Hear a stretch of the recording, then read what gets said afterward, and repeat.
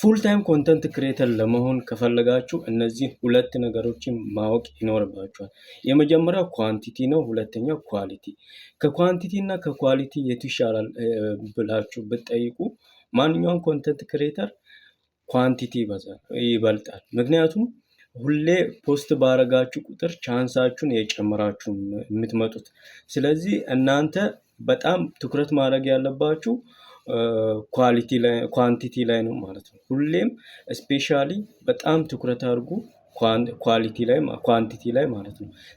ስለዚህ ብዛት ፖስት ባረጋችሁ ቁጥር ስተት በሰራችሁ ቁጥር እየተማራችሁ ያስተካከላችሁ ትሄዳላችሁ። ግን ኳሊቲ ላይ ትኩረት ካረጋችሁ እንትን ተበላሽ እንትን ሆነ ምናምን እያላችሁ ስተታችሁን ብቻ እያያችሁ የምትሄዱት ከስተታችሁ ይልቅ ዝም ብላችሁ ፖስት ማድረግ ጀምሮ እና ይሄንን አሪፍ የሆነ አይዲያ ተጠቀሙ።